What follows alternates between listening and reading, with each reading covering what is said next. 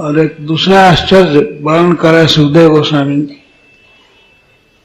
तत्र श्रिया, उस समय जब वृक्ष उखड़े तो वहां पर एक दृश्य हुआ। तत्र परमया श्रिया, बहुत अद्भुत तेज निकला वृक्षों के मूल से, जड़ से।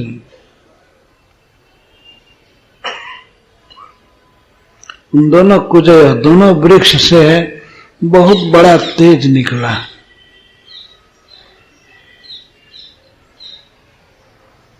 कोटि सूर्य के समान तेज।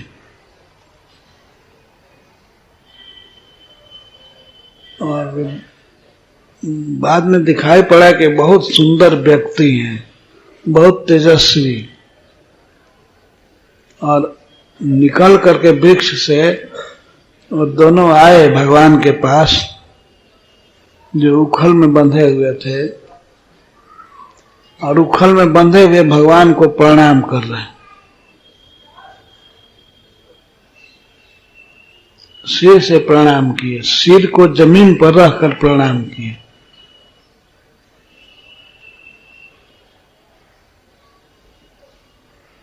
कृष्णम प्रणम्य शीर्षा लोकनाथम, भगवान कृष्ण सारे विश्व के सभी लोगों के ईश्वर हैं। ऐसे प्रभु को ये लोग प्रणाम किए। वे सब प्रकार के पाप से, अपराध से मुक्त हो गए थे, विरज हो गए थे। उनका अभिमान, पाप सब चला गया था, वे शुद्ध हो गए थे। हाथ जोड़ करके बद्धांजलि यह कहने लगे भगवान से, भगवान की स्तुति करने लगे। ये मुक्त हो गए थे। जब जीव अपने स्वरूप में होता है तब वह बहुत तेजस्वी होता है। हम लोग पढ़ते हैं जब वृत्रासुर को भगवान इंद्र ने मारा तो वृत्रासुर के देह से एक अद्भुत ज्योति निकली, तो सभी दिशाओं को प्रकाशित करती हुई अंत में भगवान इस चरण में चली गई। जीव में भी बहुत तेज है। ये दोनों नल कुबर और मणिगिरी जब मुक्त हुए, इनसे बहुत तेज निकला और वे तेजस्वी रूप में प्रकट हो करके भगवान से प्रार्थना करने लगे।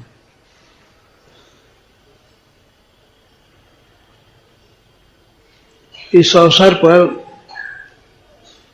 एक भक्त ने कुछ टीका लिखा है, तो मैं एक दो बात कहना चाहूंगा कि भगवान उखल में जब बंधे थे, बद्ध थे, तो उस समय उद्धार किए नलकुबर और मणिग्रीव का। तो इसका क्या भाव है? जब बंधे थे तब स्वयं बद्ध थे और दूसरे को मुक्त किए, और बच्चा थे, बच्चा बिल्कुल, तो उस समय उद्धार कर रहे हैं। इसका कारण क्या है? क्या संदेश दे रहे हैं? तो लिखते हैं हरीश्वरी जी,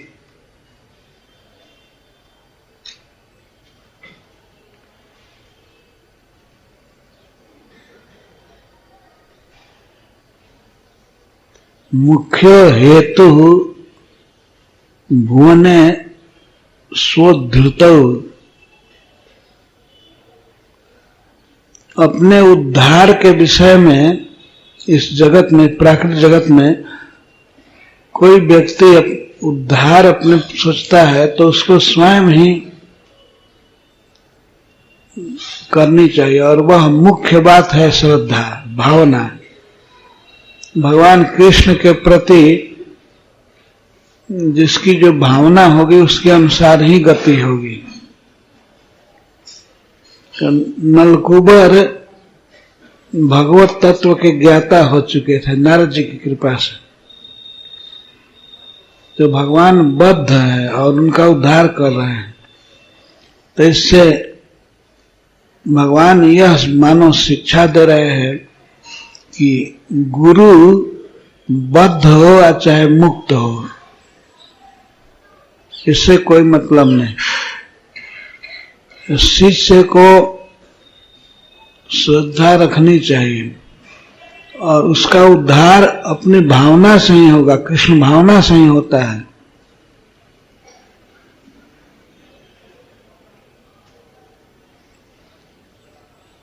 और कृष्ण बद्ध हैं, परंतु नलकूबर मणिग्रीव यही सोचते थे कि ये भगवान हैं, अवतार लिए हैं, ब्रज में लीला कर रहे हैं। तो इस भगवत भावना से वे मुक्त हो गए।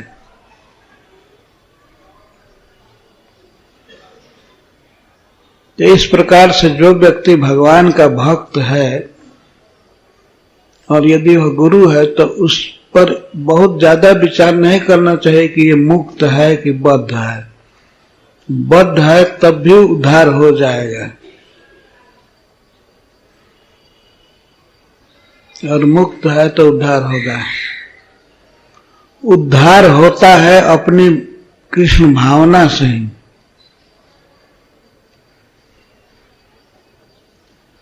और उनको आशीर्वाद दिया था नारद जी ने साप के बहाने। तो इस तरह से ये नारद जी का आशीर्वाद है किसी भी जीव के लिए।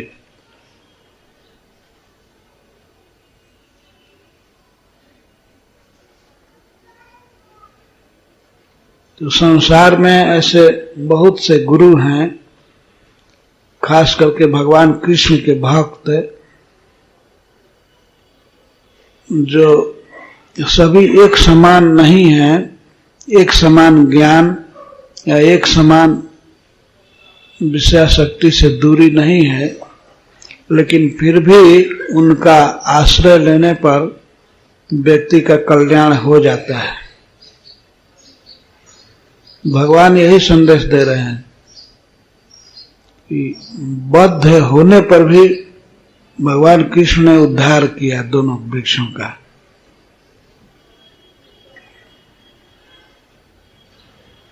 श्रील प्रभुपाद जी के अनेक शिष्य हैं, परंतु यह निसंदेह सत्य है कि श्रील प्रभुपाद जी के समान कोई नहीं होगा। वे भगवान के परिकर थे, भगवान की शक्ति लेकर के आए थे जगत को शुद्ध करने के लिए, सबको भक्त बनाने के लिए। पर उनके शिष्य उनका अनुगमन करते हैं और वे भी प्रचार करते हैं सब जगह।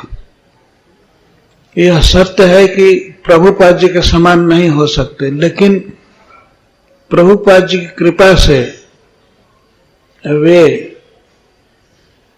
जगत के जीवों का उद्धार करते हैं और होता है।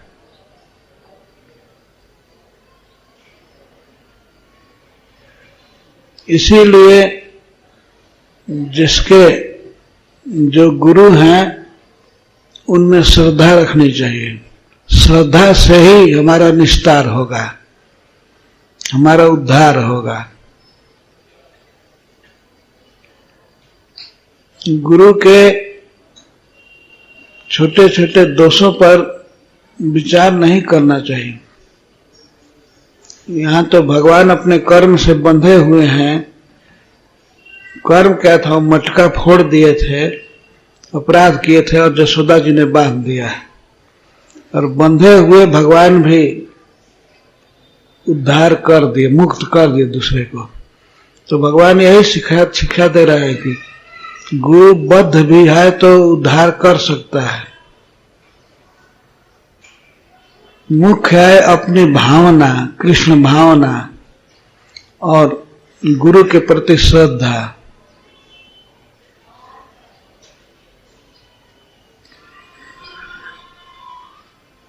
जो स्वयं बंधा हुआ है वह दोनों वृक्षों का उद्धार कर दिया।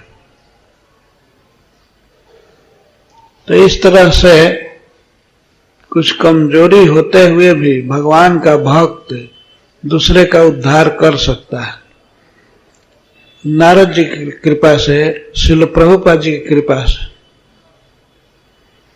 प्रभुपाद जी की कृपा हमें प्राप्त है। उनके वाक्यों से ऐसा प्रतीत होता है कि श्रील प्रभुपाद जी कोई काम चाहते थे कि ये किया जाए। जैसे वे एक जगह कहते हैं, if you want to please me, अगर तुम हमको प्रसन्न करना चाहते हो तो डिस्ट्रीब्यूट माई बुक्स। मुझे प्रसन्न चाहते हो, मुझे खुश करना चाहते हो, मुझे सुखी करना चाहते हो तो हमारी पुस्तकों को बांटो। यह बिल्कुल क्लियर वाक्य है। तो इसमें संदेह नहीं है कि यदि हम प्रभुपाद जी की पुस्तकों को, Bhagavad Gita as it is इत्यादि पुस्तकों को बांटते हैं तो हम प्रभुपाद जी को प्रसन्न कर रहे हैं, और प्रभुपाद जी प्रसन्न हैं तो हमारा उद्धार होगा, इसमें संदेह नहीं है।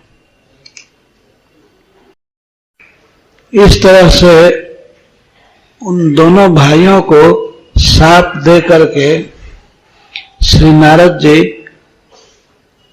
अब अलकापुरी से, कैलाश से बद्रिकाश्रम आ गए। बद्रिकाश्रम क्यों आए, इस पर एक भक्त लिखते हैं कि नारद जी ने सोचा कि साप देने में तपस्या खर्च होती है, अतः अब बद्रिकाश्रम चलना चाहिए तपस्या करने के लिए। धन खर्च हो गया तो फिर इकट्ठा करना चाहिए ना। तो श्री नारद जी ने सोचा कि मैं क्रोध किया, दो देवताओं को वृक्ष बना दिया, तो मेरी तपस्या क्षीण हो गए, इसीलिए पुनः तप करने के लिए वे बद्रिकाश्रम गए। अथवा बद्रिकाश्रम के इष्ट देव हैं नर नारायण भगवान,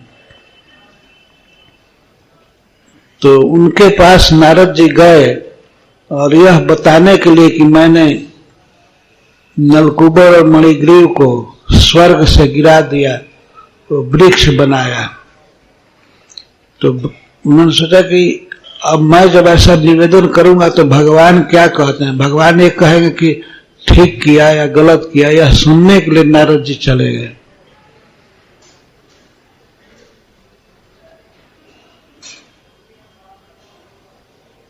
और कैलाश वहां से निकट ही था, इसलिए स्वाभाविक है बद्रिकाश्रम में आना। तो वे बद्रिकाश्रम में चले गए और ये दोनों नलकूबर और मणिग्रीव यहाँ जन्म लिए महावन में, नंद बाबा के आंगन में।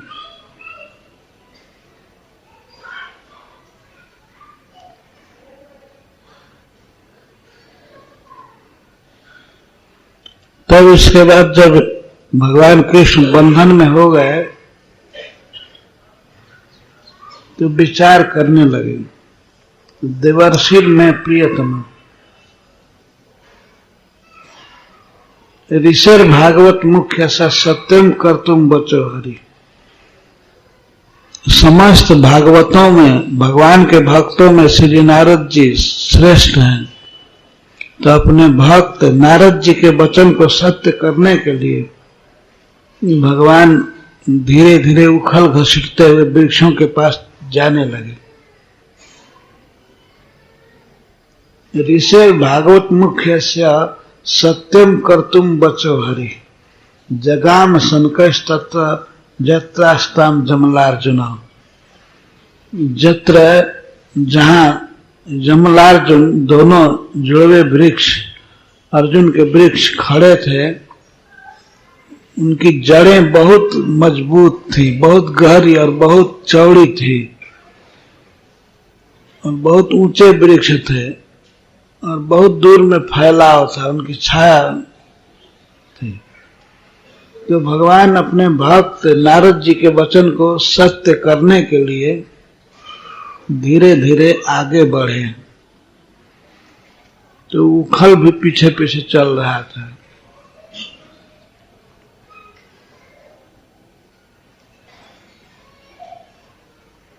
जगाम सनकैस तत्र, धीरे धीरे गए, बकैया चलते हुए गए। सनकई, धीरे धीरे बाल लीला करते हुए ही गए। ऐसा देखने में लग रहा था कि उद्धार करने नहीं जा रहे हैं, अब अपनी विपद में उखल को घसीटते हुए जा रहे हैं। कमर में, उदर में रस्सी बंधा था और रस्सी से पिछले छोर पर वो उखल बंधा था। तो धीरे धीरे जाने लगे तो उखल भी धीरे धीरे जा रहा था। उखल में भगवान बंधे थे पर अपने से खोल नहीं सकते थे और कोई दूसरा खोल नहीं सकता था। माँ जसोदा ने सावधान कर दिया था, किसी बच्चे को कोई नहीं खोलेगा, और कृष्ण को तो खोलने की हिम्मत ही नहीं। अगर वे खोलते तो उनको भय था कि पीटने लगेगी, तो वो खोल नहीं सकते थे और खोलने की शक्ति भी नहीं थी। बाल लीला के अनुसार उनमें खोलने की कोई बुद्धि और शक्ति नहीं थी। अतः वे धीरे धीरे उखल को ही खींचते हुए जा रहे थे। यह परम मनोहर झांकी है भगवान की, जब इस प्रकार से उखल खींचते हुए आंगन में धीरे धीरे जा रहे हैं।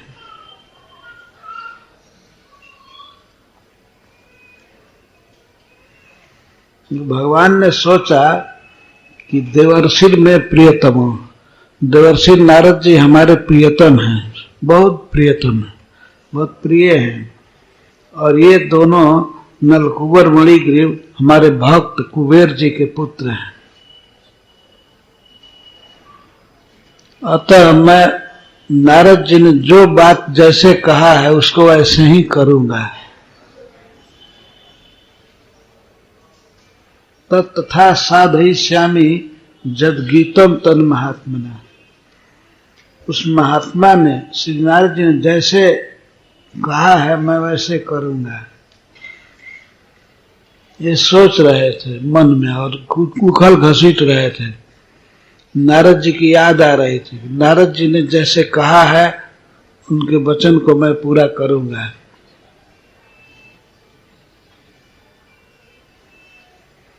देखिए, भगवान अपनी दृष्टि से भी नलकुबर का उद्धार कर सकते थे, केवल आंख से देख करके, फिर भी भगवान गए और उखल घसीटते हुए गए।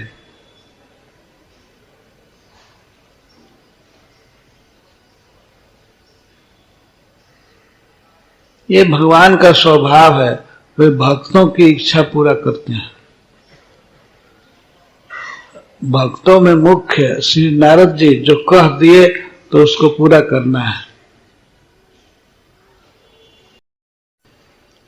तो यहां यह संदेश है कि मुख्य है भावना, श्रद्धा।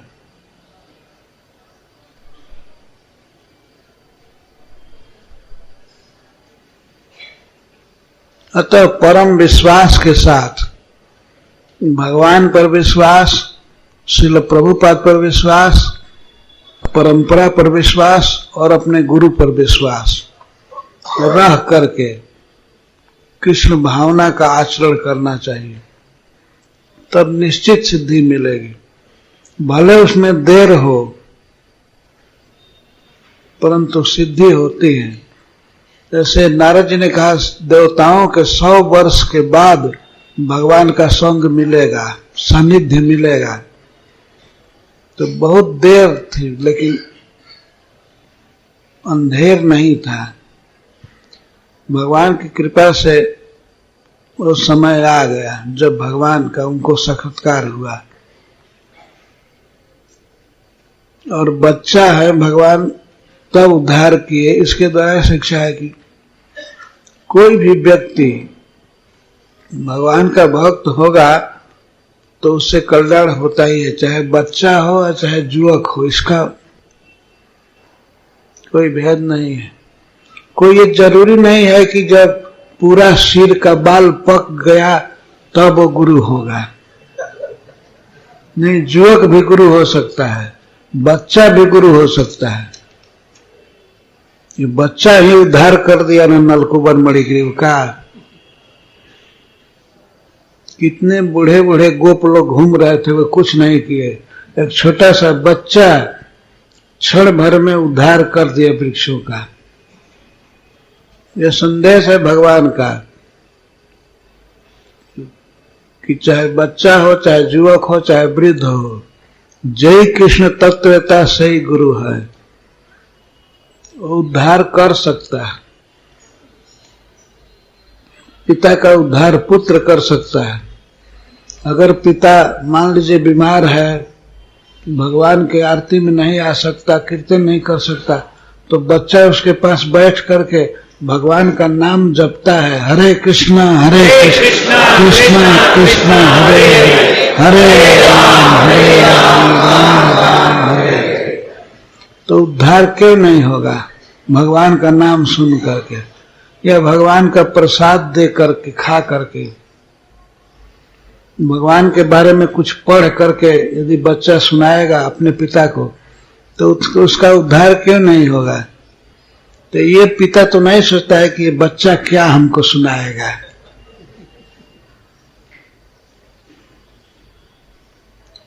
तो ऐसी श्रील प्रभुपाद जी की पुस्तकें हैं, विशेष करके Bhagavad Gita as it is,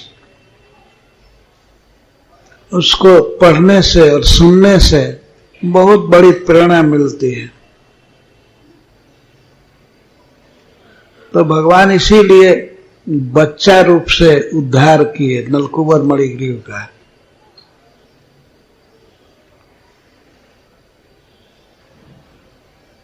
और सहज कार्य के द्वारा वो अपराध किए थे, बांध दिए गए थे तो उखल घसीट रहे थे।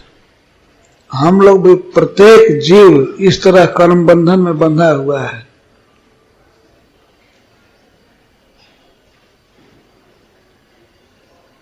और बंधे हुए हैं और अपना उद्धार चाहते हैं।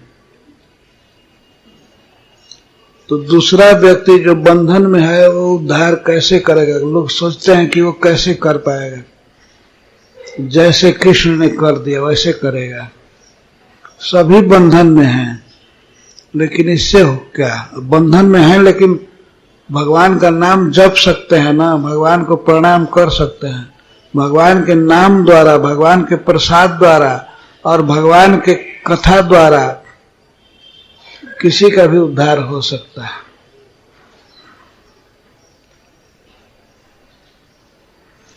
तो गुरु के स्थिति पर बहुत विचार नहीं करना चाहिए, श्रद्धा रखनी चाहिए। श्रद्धा से लाभ होता है।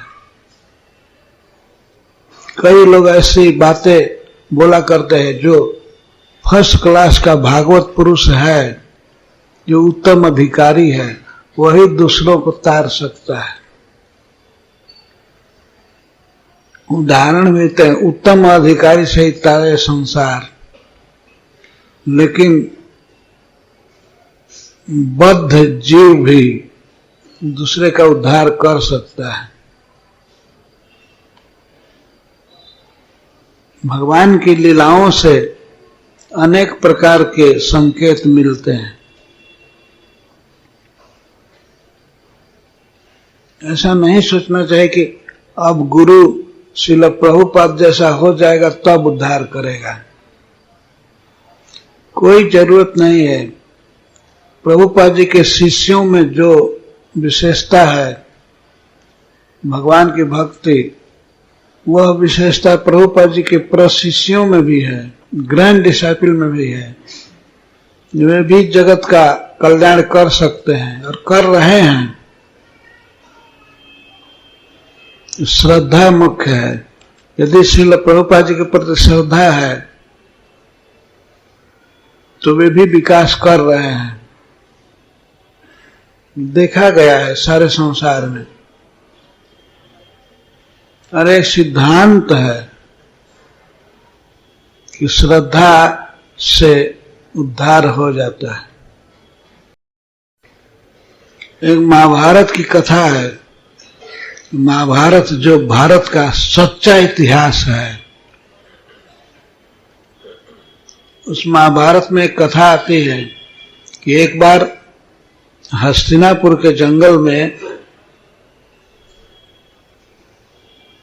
जब हस्तिनापुर में वो शिक्षा दे रहे थे गुरुजी द्रोणाचार्य,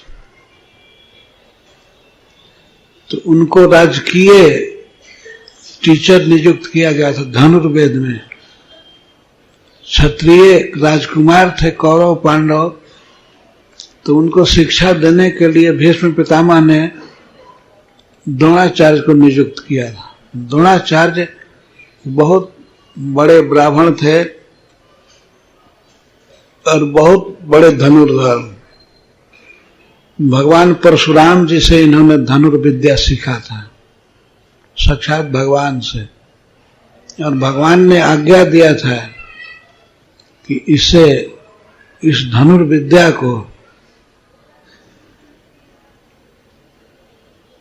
कोई हीन व्यक्ति को नहीं देना है।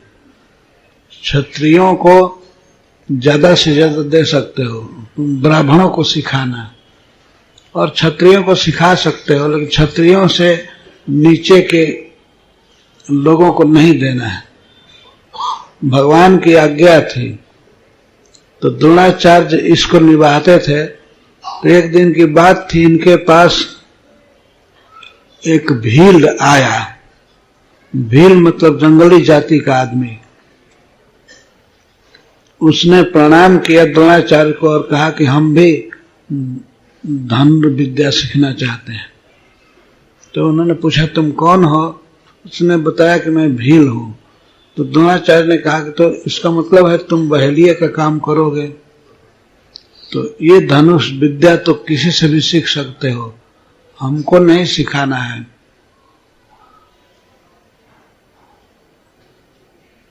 लेकिन वह व्यक्ति पक्का निश्चय वाला था। उसने मन में मान लिया था कि द्रोणाचार्य को ही गुरु, उनसे मैं धनुष विद्या सीखूंगा। तो वो तो बड़ा निराश हुआ। द्रोणाचार्य ने उसको शिक्षा नहीं दिया, धनुर्वेद नहीं सिखाया, तो अपने घर चला गया। उसका घर जंगल में ही था, एक टूटा फूटा घर था। उसी में द्रोणाचार्य की मूर्ति बना करके और उस मूर्ति से वो सीखने लगा। उसको बड़ी दृढ़ श्रद्धा थी, अगाध प्रेम था द्रोणाचार्य से। द्रोणाचार्य से ही वो सीखता था धनुष चलाना और यहां तक कि मंत्र पढ़ना इत्यादि सब।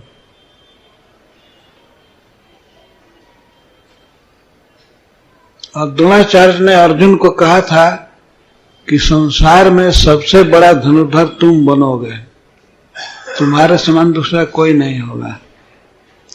एक दिन की बात थी, द्रोणाचार्य निकले हस्तिनापुर से जंगल की ओर। तो उनके साथ अर्जुन, युधिष्ठिर, भीमसेन आदि सभी थे। तो हस्तिनापुर से एक कुत्ता भी निकला उनके साथ। तो जंगल में गया तो कुत्ता जा करके एकलव्य के घर पर, उस भील का नाम एकलव्य था, वहां भौंकने लगा। और वो ध्यान से धनुर्विद्या सीख रहा था। उसको डिस्टर्ब हुआ तो कुत्ता के भौंकने से, तो वह कुत्ता के आवाज को बंद करने के लिए धनुष पर बाण चलाने लगा। वो कुत्ता भौंके ना, तो उसके मुख में बाण मार करके उसका मुख भर दिया, पूरा मुख भर गया। तो तो कुत्ता बोल नहीं पाया। तो फिर भागा भागा वो आया राजकुमारों के पास, अर्जुन के पास। द्रोणाचार्य भी वहां थे। तो अर्जुन ने वह देखा तो वे चकित हो गए। अर्जुन यहां तक पूछे, गुरुजी आपने किस व्यक्ति को यह विद्या सिखाया है? ये तो हमको विज्ञान नहीं है। कुत्ते को ऐसा बाण मारा है कि जिह्वा में नहीं बाण लगा है, मसूड़ा नहीं छिला है, कहीं चोट नहीं है, केवल बाण भर गया है। अब जरा विचार करिए, इस तरह से बाण चलाना कि केवल मुख में जा करके बाण स्थगित हो जाए और भर जाए, कोई दर्द नहीं कुत्ता को, केवल आवाज बंद हुई थी। तो अर्जुन को तो चिंता हुई, लेकिन द्रोणाचार्य कहे, सांत्वना दिए, ठीक है मैं पता लगाता हूं कौन व्यक्ति है। तो उस कुत्ते के माध्यम से जो कुत्ता फिर जाने लगा, उसको भगाए तो जिधर भाग रहा था उधर जाने लगे। तो कुत्ता जाते जाते गया वहां एकलव्य के कुटिया में, घर में। तो वहां द्रोणाचार्य की मूर्ति बनी हुई थी और एकलव्य स्वयं बनाया था मूर्ति। बहुत बड़ा कलाकार नहीं था, जैसे तैसे बना करके मूर्ति, और उन्हीं के द्वारा धनुर्विद्या सीख रहा था। तो फिर द्रोणाचार्य ने पूछा, ये कुत्ते को तुमने बाण मारा है? उसने कहा कि हाँ, ये आपकी कृपा से मैं सीखा हूं और मारा। तो द्रोणाचार्य ने पूछा, तुम किससे सीखे हो ये सब कला? उसने कहा कि तो आपसे सीखता हूं। हमसे सीखते हो? कैसे हमसे? तो उसने मूर्ति दिखाया भीतर कि देखिए मैं आपकी मूर्ति बना करके और इससे सीख रहा हूं, आपकी कृपा से सब सीखा हूं। तब द्रोणाचार्य ने अंत में कहा, ये संवाद लंबा है, उन्होंने कहा कि मुझको गुरु मानते हो? तो एकलव्य ने कहा कि हाँ। तो कुछ गुरु दक्षिणा दे सकते हो? तो उसने कहा कि हाँ, आज्ञा कीजिए। तो द्रोणाचार्य ने कहा कि दाहिने हाथ का अंगूठा काट करके दो हमें। बस आज्ञा पानी थी, और आज्ञा पाते हैं बस तलवार से तुरंत अंगूठा काट करके और दे दिया है।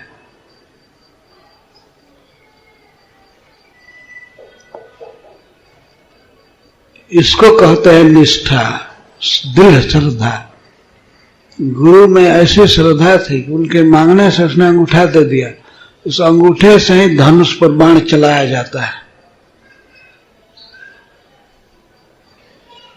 तो जो भी हो, सामाजिक बैलेंस रखने के लिए कि क्षत्रियों को ही धनुर्विद्या में पारंगत होना चाहिए, इसके लिए द्रोणाचार्य ने एकलव्य का अंगूठा मांग लिया। तो भगवान परशुराम की आज्ञा थी, इसलिए द्रोणाचार्य ने सब किया। पर एकलव्य की महानता देखिए, उसने दे दिया और उसके बाद वो धनुष विद्या बाण नहीं चला पाता था। पर मुख्य बात यह है कि जब द्रोणाचार्य की मूर्ति बना करके वो इतना एक्सपर्ट धनुर्धर हो सकता है, भौतिक विद्या, तो फिर ये तो आध्यात्मिक विद्या है, तो हमारा स्वरूप है। अगर इसमें कोई एक्सपर्ट हो जाए तो क्या आश्चर्य है। और प्रभुपाद जी की मूर्ति है। प्रभुपाद जी की केवल मूर्ति नहीं है, प्रभुपाद जी बोलते भी हैं, प्रवचन करते हैं, उनके प्रवचन हैं, उनकी पुस्तकें हैं। तो हम क्यों नहीं सिद्धि पा सकते हैं? जब एकलव्य द्रोणाचार्य की प्रतिमा बना करके इतना बड़ा धनुर्धर हो गया, तो फिर भगवान की भक्ति तो हमारा स्वरूप है। अगर उसमें हम श्रील प्रभुपाद जी को आदर्श मान करके और उनकी कृपा चाहते हैं तो हमें क्यों नहीं मिलेगी। यह सत्य घटना है, कोई गढ़ी हुई नहीं है। इसे महाभारत बड़ा ग्रंथ है, लेकिन उसमें कोई पढ़ना चाहे पढ़ सकते हैं। उसी महाभारत का अंश है भगवत गीता। यह आर्ष ग्रंथ है, उसमें झूठी कथाएं नहीं लिखी जाती हैं, यह सत्य इतिहास है। तो एकलव्य का यह एकलव्य की अपने गुरु के प्रति निष्ठा, द्रोणाचार्य के प्रति निष्ठा, जो उपेक्षा कर रहे थे, ब्राह्मणेतर जान करके या क्षत्रियेतर जान करके उसको शिक्षा नहीं दिए, और फिर भी उसने अपनी श्रद्धा से इतनी महान शिक्षा पा ली, महान धनुर्धर हो गया। तो इससे शिक्षा मिलती है कि गुरु के प्रति महान श्रद्धा होनी चाहिए, तब व्यक्ति भगवान के भक्ति में सिद्धि पाता है। तो अपने प्रयास से, अपने में जैसी श्रद्धा होगी वैसे ही हमको सिद्धि मिलेगी। भगवान भी कहते हैं गीता में, उद्धरेदात्मनात्मानं नात्मानं अवसादयत्। अपना उद्धार अपने से करना चाहिए, अपने को दुख चिंता में नहीं डालना चाहिए। अपना उद्धार व्यक्ति के अपने हाथ में ही है। तो बहुत बड़ा गुरु होने से क्या होगा। यदि प्रभुपाद जी ने मान लीजिए दीक्षा दिया, प्रचार किया, शिक्षा दिया, अगर कोई महामंत्र न जपे और बहुत तैयारी मन में न रखे तो क्या करेगा। बहुत बड़े ऊंचे गुरु से दीक्षा लेकर के भी आदमी लापरवाही करे तो सिद्धि नहीं पा सकता है। और साधारण व्यक्ति से भक्ति सीख करके अगर तत्पर है, उसमें लगन है, श्रद्धा है, तो वो व्यक्ति सिद्धि पा जाता है। भगवान लीला करते हैं तो लीलाओं में अनेक संकेत होते हैं भगवान के। बद्ध अवस्था में ही भगवान ने नलकुबर मणिग्रीव का उद्धार किया। ऐसे भगवान तत्वतः कभी बद्ध नहीं है, लेकिन प्रकट बद्ध है ना, मां जसोदा ने बांध दिया है, बांधा है और फिर भी उद्धार कर दिया। यह झांकी, यह दृश्य अपने मन में हमेशा सोचना चाहिए। ये भगवान कितने मनोहर हैं। इसी से गोपियों ने, जसोदा की सखियों ने उनको उसी दिन से दामोदर कहना चालू किया। अब बुलाती थी कहें, और व्यंग में भी दामोदर कहती थी। दामोदर कहने का मतलब था, कोई बोलती थी कि ये दामोदर, इसका मतलब कि अरे चोर, मटकी फोड़ने वाला, बदमाश। दामोदर माने यही हुआ ना, जिसके पेट में रस्सी बांधी गई थी। तो ये जब कोई कहता था तब कृष्ण रंज होते थे। यह भी उनकी लीला है। एक बार माता रोहिणी उनको बुलाने गई खाने के लिए, तो खेल रहे थे, तो माता रोहिणी ने कह दिया, दामोदर चलो भोजन करने। वे नहीं गए। वे भीतर से नाखुश हो गए कि हमारी माँ होकर के और हमको ऐसे कह रही है। जब जसोदा जी गई, उन्होंने दामोदर नहीं कहा। जिस दिन दाम बंधन हुआ था उसी दिन जसोदा जी गई तो वे आ गए खाने के लिए, पर रोहिणी जी के बुलारे से नहीं आए। क्योंकि उन्होंने कह दिया दामोदर।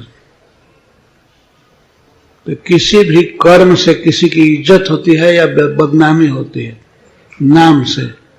तो यह नाम कृष्ण का बदनाम गलत काम को बता रहा है ना। जिसके पेट में रस्सी बांधी गई थी, तो भाई क्यों बांधी गई थी? एक दिन ऐसी शैतानी किया था, अपने घर में दही का मटका फोड़ दिया था, इसीलिए इसकी मां ने बांधा था और कोई दूसरा नहीं, खास मां। इतना भलमानुस है कि मां ने बांधा था।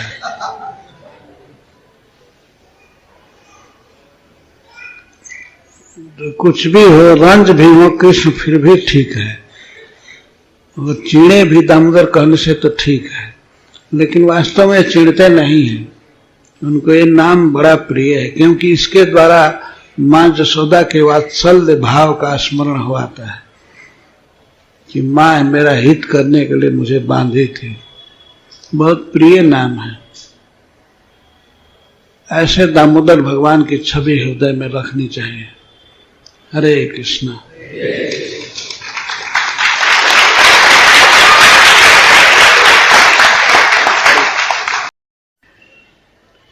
तो किस प्रकार श्री नारद मुनि नलकूबर और मणिगिरी को शाप दे रहे हैं, 2 श्लोकों में वर्णन किया गया है। अतो अर्हत स्थावरता, ये लोकपाल के पुत्र हैं, कुबेर जी के पुत्र हैं, और इतने लापरवाह हो गए हैं शराब पी करके कि अपने को नहीं जानते हैं कि हम नग्न हैं। इसलिए इस दुष्कर्म के कारण इनको वृक्ष जोनि मिलेगी। ये स्थावरता के योग्य है। अर्हत माने योग्य है। जैसे वृक्ष नग्न रहते हैं, उनमें चेतना नहीं होती है, वैसे वृक्ष जोनि को प्राप्त करें। यह नारद जी का शाप है। लेकिन इसके साथ वे अनुग्रह कर रहे हैं, तत्रापि मदनुग्रहात्, वृक्ष जोनि में भी मेरे अनुग्रह से स्मृति स्यात्, इनको स्मृति बनी रहे कि किस पाप के चलते वृक्ष बने हैं और किस तरह से इनका उद्धार होगा। इन सब बातों को इस हमेशा याद रखेंगे वृक्ष होने पर भी। और मेरी विशेष कृपा होगी इन पर कि देवताओं के 100 वर्ष बीतने के बाद ये भगवान कृष्ण का दर्शन करेंगे, साक्षात्कार करेंगे और अपने स्वरूप को प्राप्त करेंगे, मुक्त हो जाएंगे। इस प्रकार यह कोई शाप नहीं है। अनादि काल से माया बंधन में पड़े हुए जीव कभी वृक्ष जोनि में, कभी कीट जोनि में, कभी पक्षी, कभी मनुष्य, कभी देवता तो बनते ही रहते हैं। ये तो संसार चक्र चलता ही रहता है। लेकिन किसी कारण से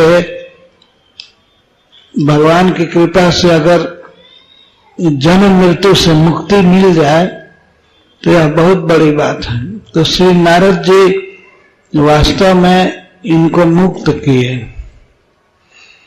मुक्त होने का आशीर्वाद दे दिए। यह शाप नहीं है, यही है नारद मुनि की वैष्णवता। वे इनके दुर्दशा को देख करके द्रवित हो गए, क्रोध नहीं हुआ। कभी कभी कोई भक्त सोच सकता है कि नारद जी ने क्रोध किया नलकूबर और मणिगिरी पर, लेकिन ये बहुत बड़ी दया है। नारद जी दया किए, क्रोध नहीं किए।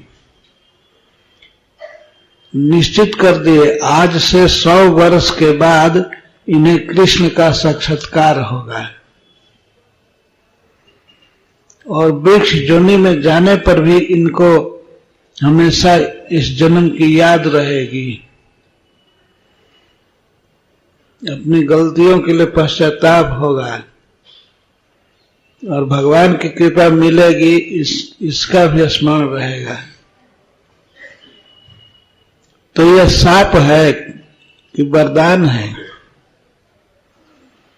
कोई भी भक्त इसको नहीं मान पाएगा कि कोई शाप है। ये तो सबसे बड़ा वरदान है। जन्म मृत्यु का बंधन कट जाए, खत्म हो जाए और भगवान की प्राप्ति हो, यही परम सिद्धि है ना।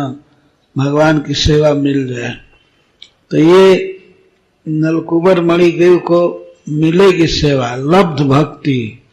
ये भगवान की भक्ति प्राप्त करेंगे भविष्यतः, सो ये हो जाएंगे लब्ध भक्ति भविष्यतः। ये भगवत भक्ति को प्राप्त करने वाले हो जाएंगे, इनको भगवान की भक्ति मिलेगी। दामोदराष्टक में कहते हैं ना सत्यव्रत मुनि पद्म पुराण में, कुबेरात मजौ बद्ध मूर्तैव जदवत् त्वया मोचितौ भक्ति भाजौ कृतौ तौ तथा प्रेम भक्तिम स्वकाम में प्रयच्छ। इसी प्रकार से मुझे अपनी भक्ति दीजिए, प्रेम भक्ति दीजिए। तो यह प्रेम भक्ति प्राप्त हुई नारद जी की कृपा से। तो यह वरदान है, ये शाप नहीं है। उन्हें अटपटांग आचरण देख करके थोड़ा सा कोप हुआ है, अच्छा नहीं लगा कि इतने बड़े देवता, इतने बड़े व्यक्ति के पुत्र हो करके ये इस तरह स्त्रियों के साथ अनाचार करें और बहुत बड़े तीर्थ में, कैलाश में, गंगा जी में, इसके लिए उन्होंने दंड दिया कि दंड नहीं था, वास्तव में वरदान था। कैलाश के बाद उन्हें जन्म मिला ब्रजभूमि में, महावन में, और कृष्ण भावना से युक्त शरीर मिला। वृक्ष हो करके भी वे कृष्ण भावना भावित थे और भगवान वहां अवतार लेकर के खेले, उन वृक्षों की छाया में खेले हैं, बारंबार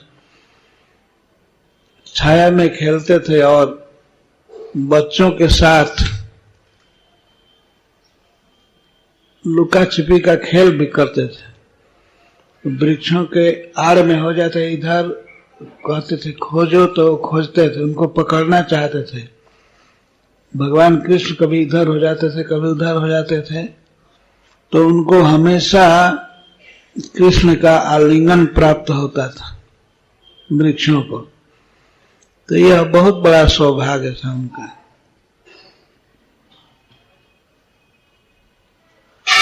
यह आशीर्वाद देवताओं का एक दिन हम लोगों का 6 महीने के बराबर होता है। तो इस हिसाब से 100 वर्षों के बाद श्री कृष्ण का दर्शन होगा, साक्षात्कार होगा।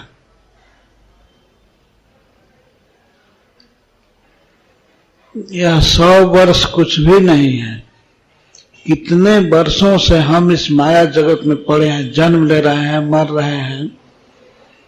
यह सृष्टि अनादि है और जीव का जो जन्म प्रवाह है, शरीर बंधन है, यह भी अनादि है।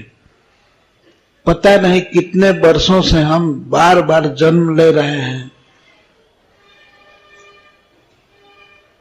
और यह भी पता नहीं है कि कितने वर्षों तक बाद में भी हमें जन्म लेना पड़ेगा। एक एक योनि में लाखों लाखों बार जन्म लेना पड़ सकता है। तो नारद जी ने यह निश्चित कर दिया कि देवताओं के 100 वर्ष के बाद भगवान कृष्ण इस पृथ्वी पर अवतार लेंगे और मथुरा जी में वे ब्रज में लीला करेंगे, महावन में और सब जगह वहीं भगवान का साक्षात्कार होगा इनको। एक बार की घटना है काशी की, जब गोस्वामी तुलसीदास जी काशी में रहते थे तो एक बार एक स्त्री विधवा हो गई।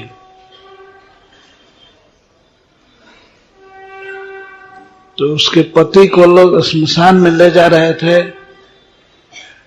वो बेचारी रोती हुई आई और गोस्वामी जी के चरणों के पास उनको प्रणाम किए। तो गोस्वामी तुलसीदास जी स्वाभाविक ही कह दिए, अखंड सौभाग्यवती भव। और उसका पति तो मर चुका था और रोने लगी। तब गोस्वामी जी ने पूछा, क्यों रो रही हो? तो बाद में उन्हें पता चला कि इसका पति मर गया।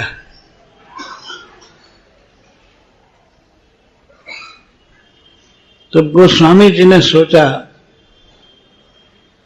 अब मेरी बात सत्य होनी चाहिए।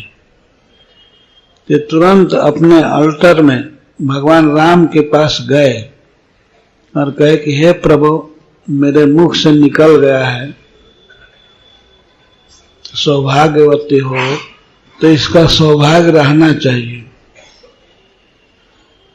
इतना कह करके वे गंगा जी के जल को लिए जो चरणामृत बना था और उसको लेकर के आए और पूछ करके पता लगाया वो व्यक्ति कहाँ है जिसकी मृत्यु हो गई है। वो गए और भगवान के चरणामृत को उस पर छिड़के और व्यक्ति उठकर बैठ गया। तो उस समय गोस्वामी जी ने कहा कि हमारी बात नहीं है, मैं आपका भक्त हूं, मेरी बात को आप सत्य कीजिए। तो भगवान ने जिला दिया। ये घटना बहुत प्रसिद्ध है।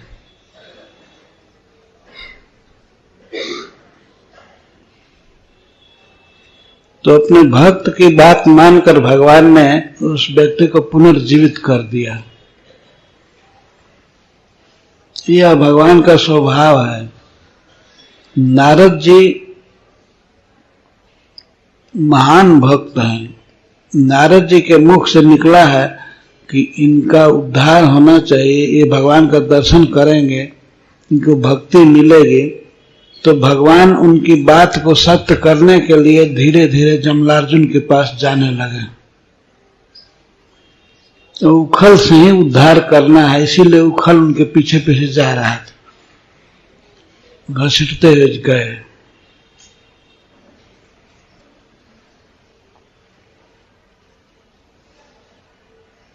देवर्षिर में प्रियतमो जदिमो धनदात्मजौ तत्तथा साधयिष्यामि जद गीतम तन महात्मना इति।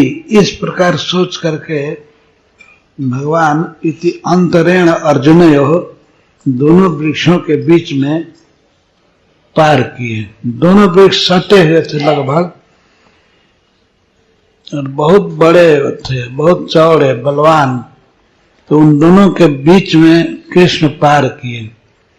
तो कृष्ण तो छोटा बच्चा हो तो पार कर गए, लेकिन पीछे जो उखल आ रहा था वो उखल सीधा नहीं था, वो तिरछा हो गया था, गिर करके तिरछा हो गया था। तो कृष्ण तो पार कर गए लेकिन उखल अटक गया। इति अंतरेण अर्जुनयोः कृष्णस्तु जमयोर्जयौ। जमयोः अर्जुनयोः दोनों अर्जुन वृक्षों के बीच में कृष्ण तो ययौ, कृष्ण चले गए, पार हो गए आत्मनिर्वेश मात्रेण। और बीच में केवल उतना ही फाका था दोनों वृक्षों के बीच में जितने में कृष्ण जा सकते थे, आत्मनिर्वेश मात्रेण। केवल कृष्ण के निकलने भर जगह थी। त्रियगतम उलूखलम, लेकिन उखल तिरछा हो गया था। उलूखलम त्रियगतम, टेढ़ा हो गया था, इसलिए उखल फंस गया।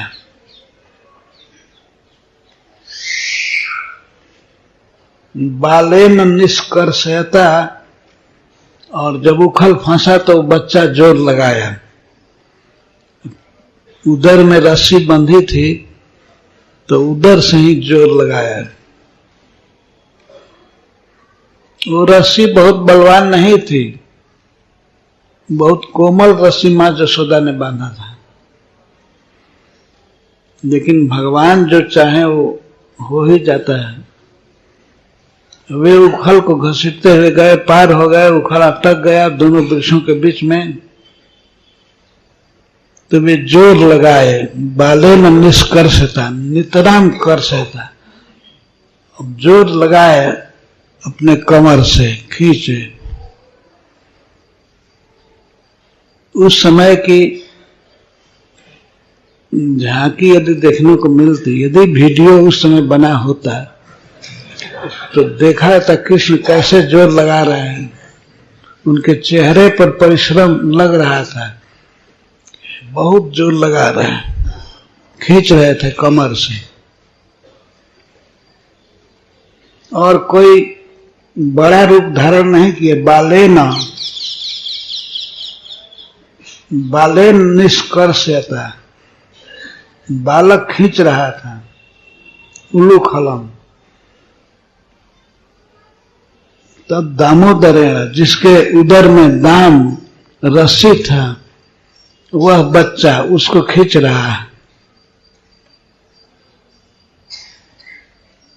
और उसके खींचने से ही उत्कलित अंघ्रि बंधव, दोनों वृक्षों की जड़ें एक साथ उखड़ गई। बहुत विशाल वृक्ष थे तो उनकी जड़ें उखड़ गई, जो बहुत से सहस्रों हाथियों के खींचने से भी नहीं उखड़ सकता था, इतना बद्ध मूल था वो। लेकिन उस बच्चे के खींचने से दोनों वृक्ष उखड़ गए। और निपेत उखड़ करके और जमीन में गिर गए। परम विक्रमिता वेप, परम विक्रम के केंद्र भगवान खींच रहे थे, तो इसलिए वे ऐसे उखड़ गए जैसे लगा कि कोई छोटा सा घास उखड़ गया।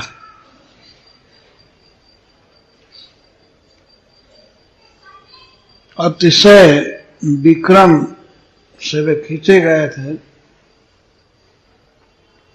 यद्यपि भगवान ने कोई ऐसा विशाल रूप धारण नहीं किया, वे नृसिंह भगवान जैसा नहीं बने, बाल छवि से ये लीला की।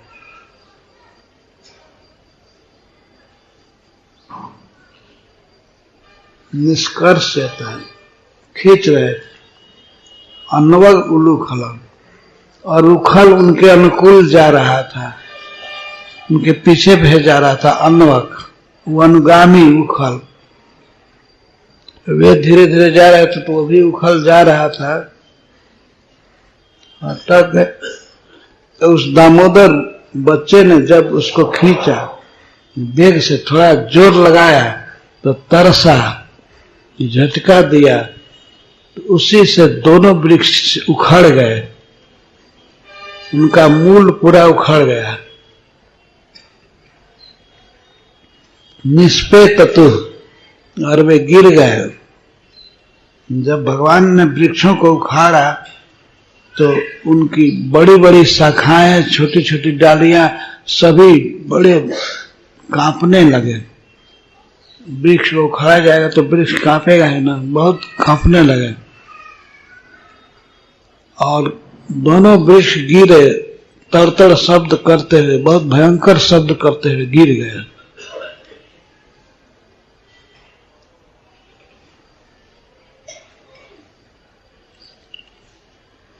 उन वृक्षों में बहुत मोटी मोटी शाखाएं थी और पत्ते भरे हुए थे, फल भी लगे थे।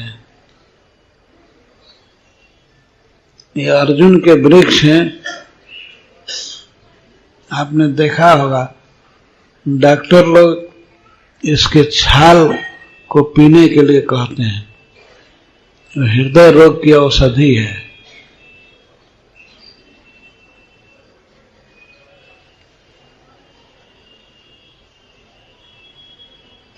निष्पे ततु परम विक्रमिता ते बेप स्कंध प्रवाल बिटपो कृतचंद शब्द। तो मोटी मोटी डालियां और छोटे छोटी टहनियां सभी कांपने लगे और चंड शब्द करते, प्रचंड शब्द करते हुए दोनों वृक्ष गिर पड़े।